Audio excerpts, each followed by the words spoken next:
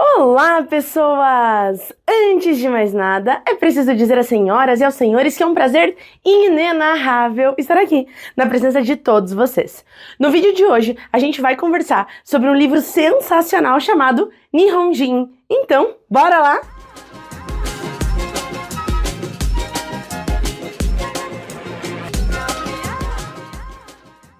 Bom, o livro Nihonjin foi publicado em 2011 pelo autor Oscar Fusato Nakasato. Antes de começar essa aula, eu já peço desculpa caso eu pronuncie alguma palavra errada. Vamos dizer que o japonês não é um idioma assim que eu conheço muito, né? Especialmente as questões fonéticas. Então, vocês me ajudem aí, escrevem no comentário caso saia alguma palavra errada que eu realmente não saiba. Beleza? Bom, o autor desse livro, além de ganhar prêmios importantíssimos como o Jabuti, ele já ganhou o Jabuti com esta obra, ele também é professor de literatura. Ele trabalha na UTF-PR, né, lá do campus Apucarana, e tá aí em atividade, tanto que vocês podem procurar ele no Instagram e tal, tá sempre em publicação. Ele é considerado um escritor contemporâneo. Sobre essa obra especificamente, a gente compreende ela como um romance, não porque o principal foco é amor, não tem absolutamente nada a ver. A gente chama de romance quando a narrativa é longa.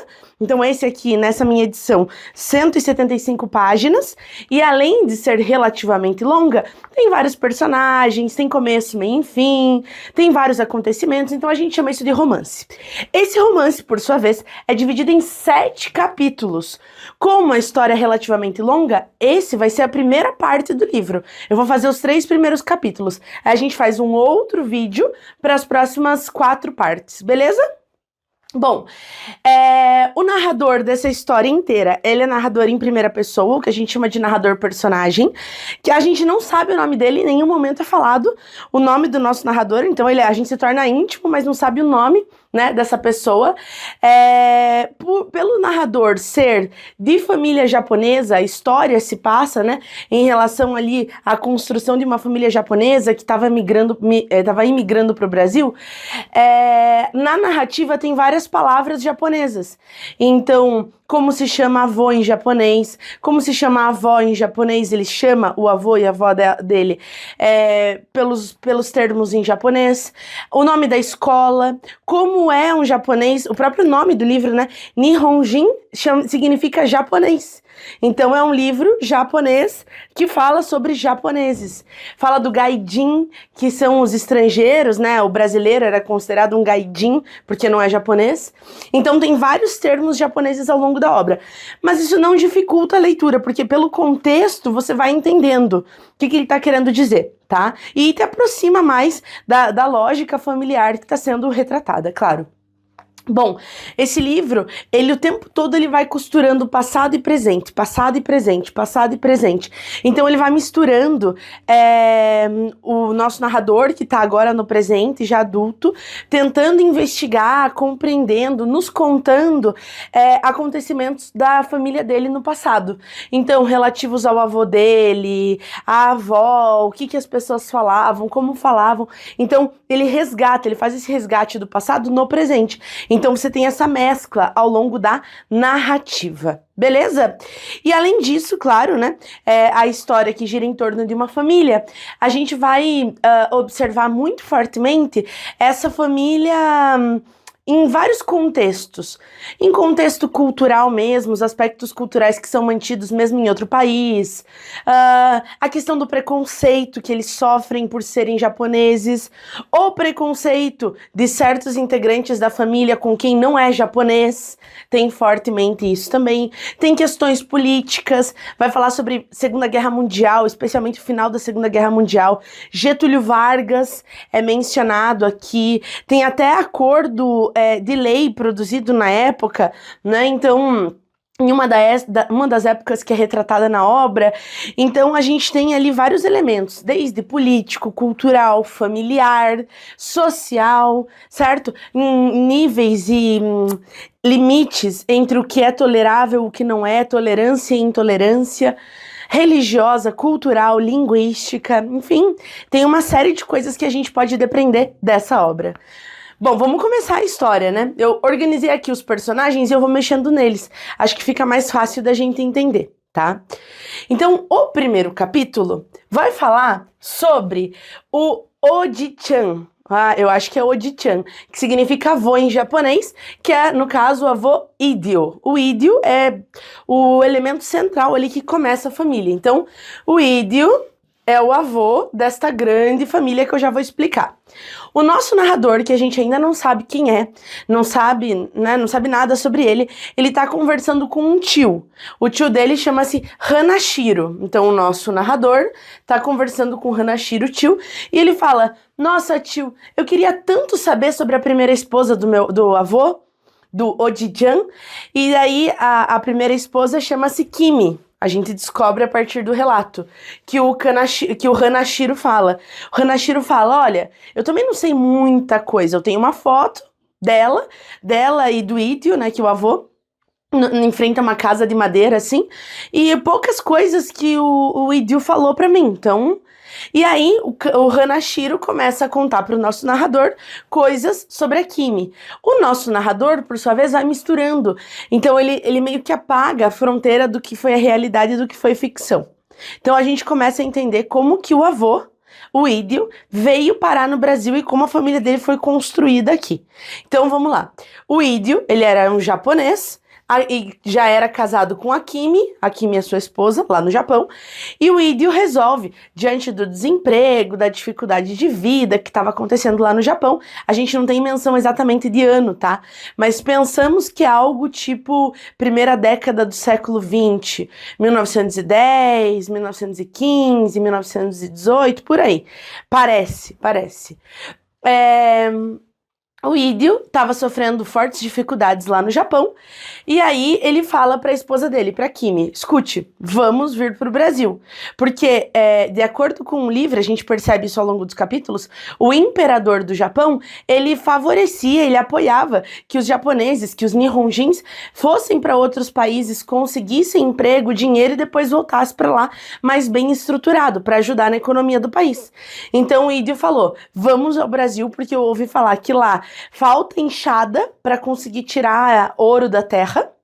Então a gente vai trabalhar no Japão." A ideia era ficar uns 4, 5 anos aqui, juntar dinheiro, voltar pro Japão e lá no Japão abrir uma loja de utilidades. Aí ele queria ajudar a mãe dele, que passava por dificuldade financeira. Ele queria que a Kimi se tornasse patroa. Enfim, ele tinha esse sonho, né? Então esse era o plano dele. Vir ao Brasil, ficar uns 4, 5 anos, juntar bastante dinheiro, volta pro Japão e monta essa loja aí que ele queria de utilidades. A Kimi não queria muito. "Ai, mas Brasil é longe. Ai, mas língua." Só que naquela época, naquele contexto, a mulher, ela obedecia o marido. Se o marido falou que vai, né? Então ela não queria vir, mas tem que vir. E aí, o Brasil tinha uma regra, que era a seguinte: você só poderia ficar numa casa em fazenda se tivesse no mínimo 3 enxadas. 3 enxadas equivale a 3 trabalhadores, né? 3 pessoas. Como eles eram só em 2, o Idio chamou um rapaz que ele conhecia lá chamado Gintaro. E aí o Gintaro veio com eles como uma espécie de agregado. Então era o casal e o Gintaro junto ali na casa. A Kimi ficou super reticente, porque imagina, né? Recém-casada, ficar com outro homem estranho dentro da sua casa, que coisa desconfortável. Mas o Idio não queria nem saber. Eles vieram ao Brasil. Chegando ao Brasil, eles vieram de navio, né? Quando chegaram no porto, tinha umas pessoas com a bandeira japonesa lá, esperando eles. A Kimi pensou: "Ai, tem alguém aqui do Japão, a gente não tá completamente sozinho." Aí eles fazem uma viagem de trem, passam por bairros conhecidos. Então é citado o bairro do Brás, de São Paulo. Do bairro do Brás eles seguem pro interior de São Paulo e eles vão para uma fazenda, que curiosamente tem o nome de Fazenda Ouro Verde. Ó, até coloquei aqui para vocês. Fazenda Ouro Verde. Não sei se vocês sabem, mas Ouro Verde era o nome dado ao café naquela época. Então, quando o café estava, tipo, muito em ascensão aqui no Brasil, ele era considerado o Ouro Verde de São Paulo, porque trazia muita riqueza. Então, eles vão justamente numa fazenda que prometia aquilo tudo que eles estavam esperando. Só que, chegando lá na fazenda, o Idio, a Kimi, o Gintaro chegam na casa que eles iam ficar morando, era uma casa de madeira. O capataz abre a porta, aquele fedor, não tinha absolutamente nada. A primeira noite deles foi dormindo em cima do chão, não tinha mais nada, não tinha um móvel sequer. Aí, eles perceberam que se quisesse móvel, ou iam ter que comprar, não tinham dinheiro, vieram sem dinheiro algum, ou eles iam ter que fazer, só que não dava tempo de fazer, porque tinha que trabalhar já direto na fazenda. Então, no dia seguinte, o máximo que eles conseguiram fazer foi encher uns sacos que eles marcaram lá no armazém com palha de milho e dormir naquele colchão de palha de milho. E a Kimi já foi percebendo, meu Deus, onde que eu tô, o que que eu tô fazendo, onde eu fui me meter, enfim. E aí começa ali anos de muita dificuldade, né? Interessante notar que na fazenda não tinha só japonês, tá? Além dos japoneses, além dos nihonjins, também tinham imigrantes italianos e ainda tinham ex-escravizados. Então, ex-escravizados também trabalhavam lá. Não à toa que quando a família chegou, teve uma senhora chamada Maria, que também trabalhava na lavoura maravilhosamente bem, ela bate na porta da Kimi para dar boas-vindas. Nisso que a Kimi abre a porta, ela se assusta, porque ela nunca tinha visto uma pessoa negra. E ela fecha a porta com tudo na cara da Maria e fica com medo. E o Idio, ele diz, pessoas negras são baixas, pessoas negras são menores, eu não quero você andando com essa gente. Só que a Kimi ficou assim, tipo, meu Deus, depois que ela foi entender, assim, né? Era uma pessoa negra, tá tudo bem. E daí ela queria se aproximar da Maria, pedir desculpa pra Maria pela falta de educação dela. E o Idio dizia, não, eu não quero você andando com ela, eu não quero você andando com esse tipo de gente, pessoas negras são baixas, não tem valor. Desse jeito. Aí, um dia, o Idio, ele tava no ofurô, porque o Gintaro tinha feito um ofurô bem legal, assim, fora da casa, então todo dia depois do trabalho eles ficavam no ofurô. A Kimi aproveita que o marido tá lá no ofurô, pega uma cabeça de repolho bem grande da horta dela, bate lá na casa da Maria, sem falar palavra nenhuma em português. Elas vão se entendendo, ela entrega o repolho no sentido assim, me desculpe, a Maria desculpa ela e ela volta correndo pra casa. Então ela consegue reestabelecer esse laço com a Maria, mesmo a contragosto do Idio. O tempo se passa, Idio vai ficando um homem cada vez mais seco, cada vez mais rude. Ele estava com o hábito de tomar pinga, então depois do trabalho ele ia lá no armazém e ficava marcando as pingas e tal. E a pessoa que era gentil com ela nesse contexto era o Gintaro. Um cara mais atencioso, que escrevia haikais. Haikai, para quem não sabe, poema de formação japonesa, né? 3 versos, normalmente falando sobre questões da natureza. Ele lê um haikai pra Kimi, a Kimi fica mexida. E aí, obviamente, de alguma maneira vai surgindo um sentimento. Da Kimi, mais por ele ser um amigo, por ser uma companhia querida. Mas o Gintaro, em 2 momentos ali, são flagrados no livro. Ele abraça ela por trás, assim, depois ele fica morrendo de vergonha por ter feito isso. E uma outra vez, que não é explícito, mas diz que ele sente o peso do corpo da Kimi sobre ele. Então, provavelmente eles se envolveram ali uma vez quase e a outra vez, de fato, devem ter se envolvido. Só que isso nunca chegou aos ouvidos de Idio. Nunca. E, inclusive, o Gintaro tinha vergonha até de ter sucumbido a essa vontade. Aí, passa-se um tempo, quando chega o inverno, a Kimi fica esperando na janela, fica olhando na janela, olhando, e o Idio pergunta, o que você tá fazendo? E ela fala, será que vai demorar muito pra neve cair? E o Idio, com aquela falta de sensibilidade dele, dá uma risada da esposa, acha ela muito ignorante, muito inocente, como que pode não saber que não tem neve no Brasil? E ela ficou, durante 3 invernos, ela ficava na janela, olhando e ficava imaginando aquele cafezal coberto de neve, daí ficava lembrando quando crianças, os irmãos brincando na neve. Um desses invernos, o Gintaro chega do lado dela e ele, num gesto de sensibilidade assim enorme, ele fala pra ela, bem bonito mesmo essa neve. Ele mostra, não tinha neve nenhuma, mas ele mostra que ele consegue imaginar, e essa neve é muito mais do que só a neve, é uma lembrança do passado, é uma saudade do Japão. obviamente é uma saudade do Japão. E ele fica ao lado dela. E quando ele mostra que tem essa sensibilidade, que consegue enxergar o que ela enxerga, ai, ela não tá se sentindo tão sozinha. Não tá se sentindo tão sozinha, né? Ela tem uma companhia pra olhar, eles conversam sobre a neve e tal, sobre por que ele não vai lá brincar também, enfim.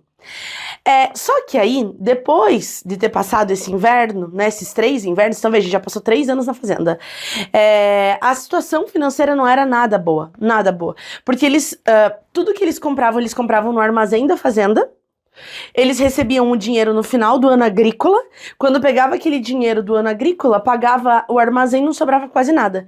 Então, além deles não conseguirem juntar dinheiro, eles não tinham dinheiro para voltar pro Japão. Então o negócio tava ficando cada vez mais tenso e o clima na casa também não tava legal. E aí o Gintaro, ele resolve acabar com tudo, fala, ó, desculpa, sinto muito, tô indo embora. E nessa ainda eles discutem, o Gintaro e o Idio, meio que acaba a amizade. E aí fica só o casal. Fica Idio e Kimi na casa. Quando chega o próximo inverno, a Kimi, numa tristeza absoluta, nem a janela abre para ficar vendo a neve. Nem a janela abre. Fica completamente consternada. E aí, nisso, ela começa a ficar doente. Já tinha tido um episódio dela ter ficado doente e a Maria foi curá-la. Antes ainda, bem antes. Ela tinha ficado doente, nada resolvia. O Idio dizia que não queria ajuda da Maria. Maria não deu a mínima. E foi lá e curou, porque ela sabia fazer reza, ela benzia, ela dava uns chás e curou a Maria. Tanto que depois o Idio ficou possesso, ele dizia, ai, não gosto de dever, muito menos pra gente menor que eu. E aí ele vai na casa da Maria entregar frango, repolho, tipo, muito obrigado. Não porque ele tava se sentindo grato, mas porque ele não queria dever pra gente menor, na perspectiva dele. E aí, quando o Gintaro vai embora, a Kimi fica sozinha, muito, muito, muito triste. Ela fica lá numa solidão, consternada, não abre nem a janela. A Maria é chamada pra benzer, não adianta. A Maria dá chá pra Kimi, não adianta. A Kimi não melhorava, não passava febre, e ela ainda era fraquinha, assim, por exemplo, o trabalho na lavoura não rendia com ela. Ela não tinha um corpo feito para aquele trabalho braçal, duro, sabe? E aí, chega o próximo inverno, ela nessa tristeza sepulcral, misturada com uma doença, né, que não se sabia, não entendia de onde era, por que ela estava sentindo aquilo. Um dia que me acorda de madrugada, ela vê o Idio dormindo ao lado dela, e daí ela resolve levantar. Nisso que ela levanta, abre a porta, ela começa a correr lá no cafezal, e ela, na imaginação dela, aquela neve, e ela correndo no cafezal coberto de neve, né, quase como uma alucinação, uma imaginação, não sei, corre, quando ela tá bem cansada, ela senta na terra fria, e daí o narrador diz que ela vai morrendo, desde quando, não sabe, mas ela foi morrendo, com a neve caindo e o sol também nela. Né? Então a Kimi acaba morrendo. O primeiro capítulo é sobre a história da primeira esposa do Idio, que o nosso narrador queria saber quem era a primeira esposa do avô dele. Então é uma moça mais fraquinha, mais franzina, que não se dava muito no trabalho da lavoura, que era mais sensível, que ficava sonhando com o Japão, cheia de saudade, e acaba morrendo desse jeito bem poético. O primeiro capítulo fala sobre isso, tá? O primeiro capítulo fala sobre isso. Aí, o segundo capítulo é sobre... o nosso narrador continua conversando, o nosso narrador vai nos conduzindo aí ao longo desses capítulos, e ele nos conta que muito do passado do Idio se perdeu. Porque o que a gente sabia sobre o passado dele era por meio das cartas. Mas nessas mudanças, muda de uma casa, muda para outra, acabaram se perdendo as cartas e a gente já não sabe muito sobre a vida do Idio. Então, ó, vou enterrar a Kimi aqui. O Gintaro foi embora também. Ficou o Idio sozinho ali, certo? A princípio, o Idio ficou sozinho. Daí nessa história de saber sobre o passado do Idio pelas cartas, a gente começa a investigar o que houve após a morte da Kimi. Porque o que aconteceu? O Idio ficou sozinho na casa. E lembra que tinha uma regra das três enxadas? O que ele vai fazer sozinho? Chegou o administrador da fazenda e falou: Idio, você não pode ficar numa casa sozinho, isso é desperdício. Daí ele diz, não, eu trabalho tão duro que eu vou valer por 3 pessoas junto. Daí o administrador fala, nem pensar.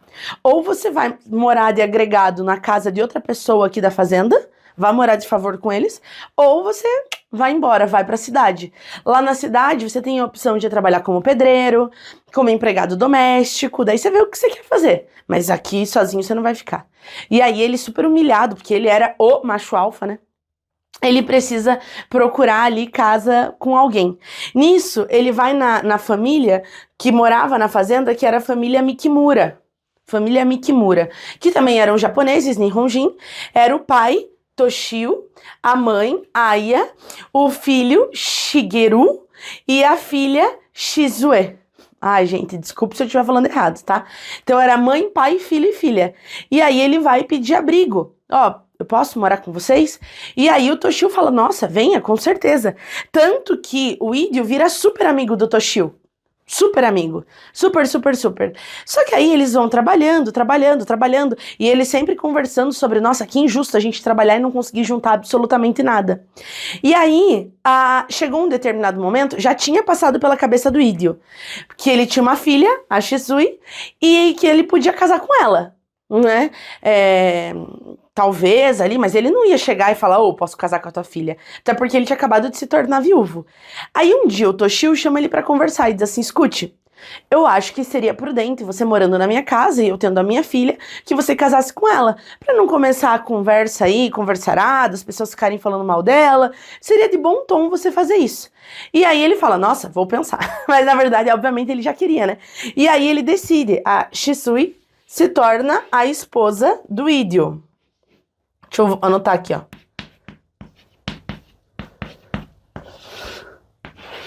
Um coração. Ela não queria muito casar com ele. A gente descobre isso nos capítulos adiante, tá? Adiante, ela conta que ela via o jeito que o Idio tratava a Kimi, ele era meio grosseiro com ela, meio seco, ele maltratava a esposa que não conseguia trabalhar direito na lavoura porque não tinha força. E ela também tinha um outro cara na fazenda que ela gostava, o cara nem imaginava, mas ela gostava. E aí ela, mas será? Ela até chega a argumentar com o pai, não nesse capítulo, adiante. Ela fala, mas pai, acho que é da má sorte casar com um viúvo. E aí o pai fala, não tem nada dessas coisas, pode esquecer. E aí ela se casa com o Idio, né? A partir da orientação do pai, claro. Nisso que ela se casa com o Idio, eles fazem uma festa, nunca era feito festa, imagina naquela pobreza gigante, nunca era feito festa, eles fizeram festa. É até interessante que eles contam nesse capítulo que a festa que era feita no Japão era a festa de aniversário do imperador, só. E aí, de repente, eles estão fazendo a festa de casamento, não tinha saquê, mas tinha pinga para os homens, obviamente, né? Não era para as mulheres. E os homens, no final da festa, embriagados, começavam a chorar. E eles não estavam chorando por emoção do casamento, eles estavam chorando por saudade do Japão. Olha que interessante. E aí, vive ali naquela dinâmica, o Toshio muito amigo do Idio, o Idio agora casado, sai da condição de agregado, passa na condição de genro, que é bem melhor, só que a questão econômica cada vez pior. Trabalhavam o ano inteiro, ele faz até uma analogia de trabalharem como se fossem escravos, porque todo dia de manhã o administrador da fazenda tocava um sino para chamar eles para o trabalho, que era o mesmo sino que ele tocava quando eram escravos na fazenda. E dele diz, não, tá errado. Aí nisso eles descobrem que tem uma fazenda do lado que o armazém é muito mais barato. Vende mais barato querosene, pão, farinha. Não, tá errado, eles estão nos roubando. E aí o grupo ali de trabalhadores decide que o Idio vai representar eles para reclamar sobre esses valores. E o Idio vai conversar com o administrador. E o administrador diz, eu não vou levar a sua reclamação, nós não roubamos vocês, fique bem tranquilo e vai trabalhar. Tipo, o Toshio percebeu que se o Idio forçasse mais um pouco, eles iam ser expulsos da fazenda. Aí ele falou, não, fica quieto, fica de boa. E aí eles definiram que no final daquele ano agrícola, eles iam arrendar um sítio. Então eles iam alugar um sítio deles mesmos. Então, Toshio e família, junto com Idio e família, eles iam alugar um sítio e trabalhar para eles próprios, né? E ainda mais que a Shisui e o Idio já tinham o primeiro filho deles, que era o Hanashiro, o tio que tá contando a história do Idio pra gente lá no primeiro capítulo, né? Então é o primogênito, o Hanashiro dele. Beleza? Eles vão pro sítio, de fato, vão morar no sítio. No final do ano agrícola, a casa era melhor, ela era de alvenaria, ela era maior. Agora eles tinham até uma pocilga, que é um lugar onde tratava do porco, para poder criar porco e comer. E só que o dinheiro continuava não sobrando, né? Naquela loucura de trabalhar e não sobrar, trabalhar e não sobrar, trabalhar e não sobrar. Do Hanashiro, depois eles foram tendo outros filhos, eles tiveram todos esses filhos aqui, ó. Hanashiro, Hitozi, Haru, Sumi, Hiroshi e Emi. Então eles tiveram todos esses filhos. E aí o desejo não, acho que o sonho de voltar para o Japão ficava cada vez mais longe, né? Será que a gente vai um dia conseguir voltar? Será? Cada vez mais distante. Um dia Toshio recebe uma carta do Japão contando que a mãe dele tinha falecido. Né? O que é uma perda muito, muito, muito significativa. Tempos depois, quem recebe uma carta é o Idio. O Idio recebe uma carta da irmã. E a irmã dizendo, olha, Idio, a nossa mãe ficou muito doente. Ela começou a perguntar por você. Ela perguntava por que você não volta. Porque você disse que ia pro Brasil ficar só 4, 5 anos, cadê você? Aí logo em seguida ela começou a ter delírios. Ela dizia que você estava na escola, que a gente tinha que buscar você na escola porque estava à noite.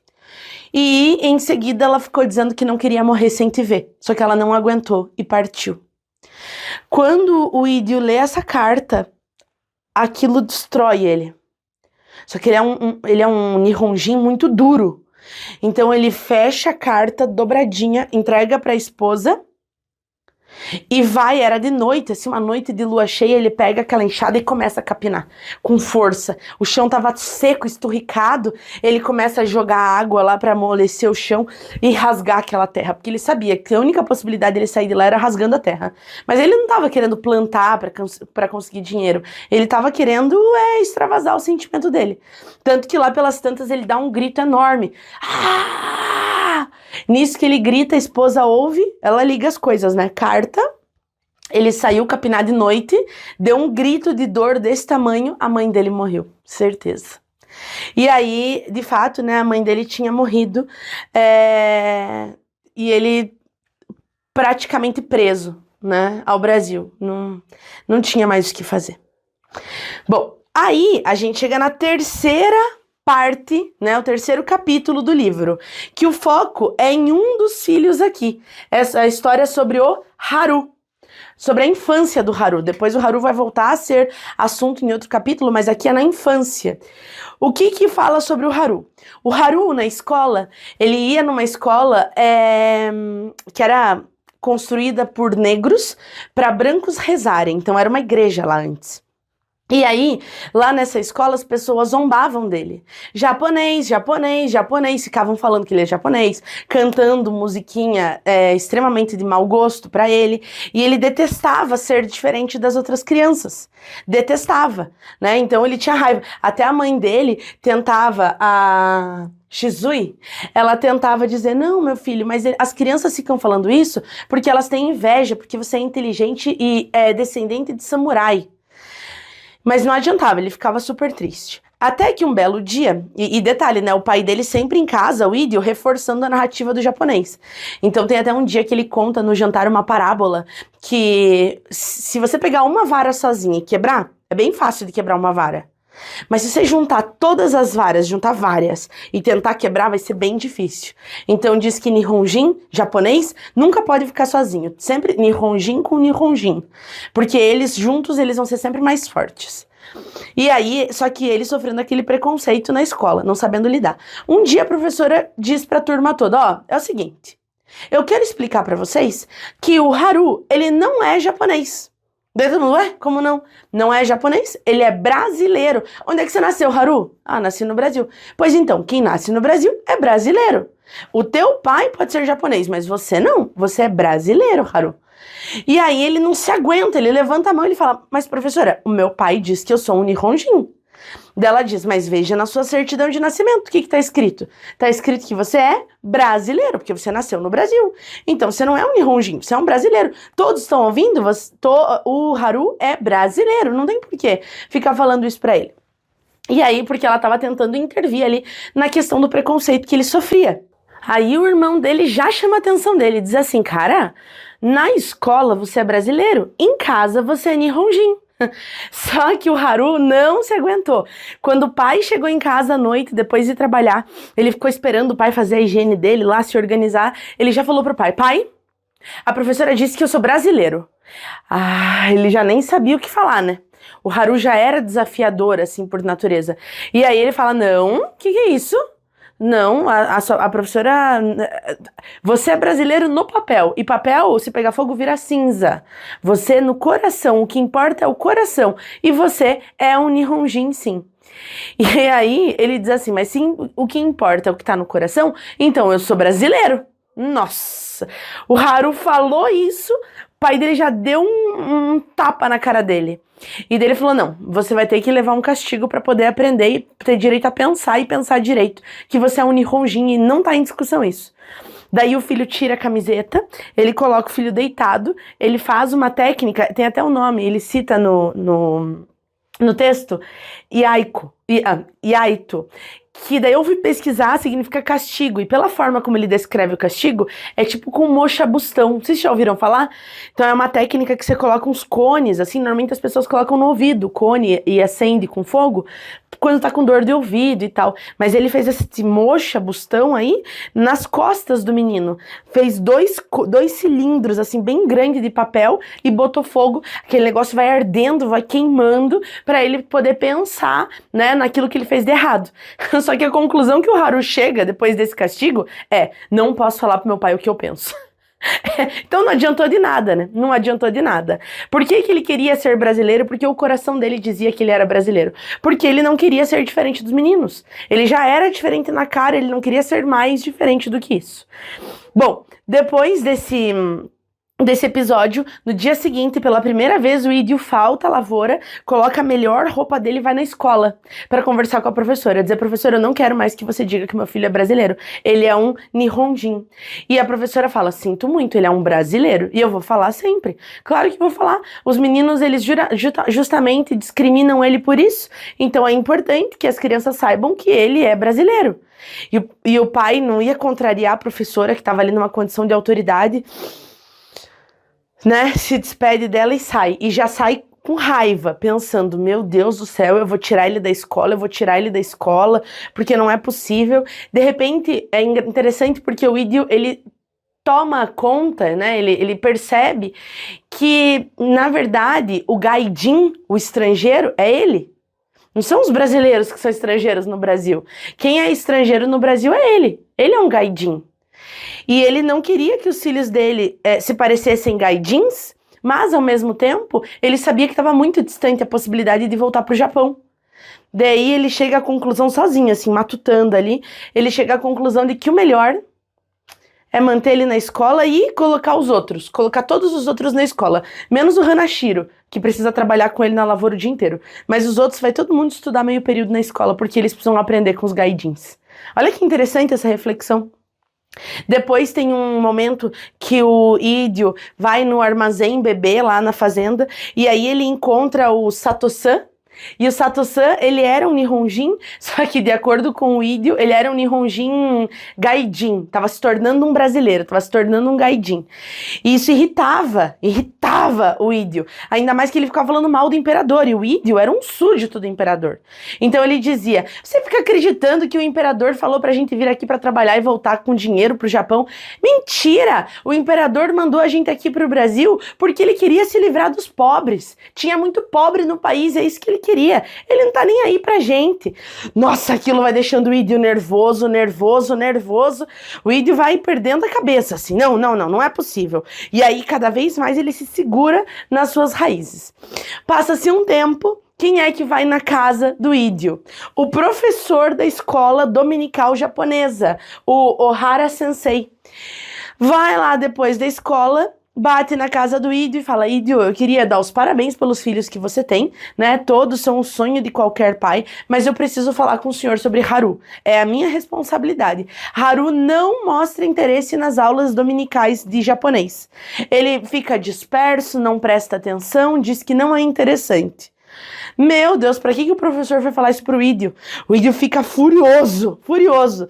Vai pegar o Haru foge pra não receber castigo, pois ele consegue pegar o Haru e faz uns mocha-bustão pior ainda. Coloca ele no castigo de novo. Vai ficar com aquela queimadura nas costas pra aprender, pra parar de ter esse tipo de pensamento. Passa um tempo, adivinha quem volta no domingo de novo? O professor Ohara Sensei. Olha, sinto lhe informar, é meu dever como professor, mas o seu filho não presta atenção nas aulas. De novo, o Idio toma uma medida drástica. Ele fala: não, esse menino não pode ser por um castigo tradicional, ele vai ter que aprender diferente. E aí ele simplesmente, o Haru era uma criança, ele manda o Haru ficar uma semana fora de casa, na rua, sabe, ao léu ali. Então coloca o menino sem água, sem comida, sem outra troca de roupa, sem banho, sem nada. Você vai viver uma semana no mato pra poder pensar, e quando você voltar vai ficar bem melhor. Claro que o Haru pensou: vou dar meu jeito, né? Foi pra rua, sob muitos protestos da mãe. A mãe não concordava, mas muito submissa, né? Naquela condição, não tinha voz. Ele vai na casa de um amigo japonês: oh, posso dormir aí? Meu pai me expulsou de casa por uma semana. O pai do amigo fala: se o Nihonjin expulsou, ele sabe o porquê, você merece. Aí ele pede abrigo na casa de um amigo brasileiro, Pietro. O pai do Pietro duvida, fala: capaz que um pai ia deixar uma criança na rua mesmo. Duvido, vamos lá conversar. Ele vai conversar com o Idio e era verdade. E daí ele fica até embasbacado, assim: na rua? Uma criança? Acho que fica sem palavras. E aí, a mãe do Haru traz uma sacola cheia de roupa e fala: por favor, entrega pra ele não ficar sem nada uma semana. E daí ele pega, assim, o pai do Pietro pega a sacola comovido. O Idio, que parecia que o coração dele era seco de pedra, vai lá dentro, pega uma mochila e diz assim: e entrega também o material de escola, que ele não pode ficar uma semana sem ir pra escola. Olha que interessante. E esse é o final do terceiro capítulo. Bom, mais um vídeo. Agora vocês me seguem pro próximo, que a gente vai ver os 4 capítulos finais dessa obra, certo, gente? Ó, um grande beijo pra vocês. Qualquer dúvida, manda aqui nos comentários. Não esquece de curtir esse vídeo, de se inscrever no canal, de mandar pros seus amigos, porque isso ajuda demais o nosso trabalho. Ó, grande beijo e fui!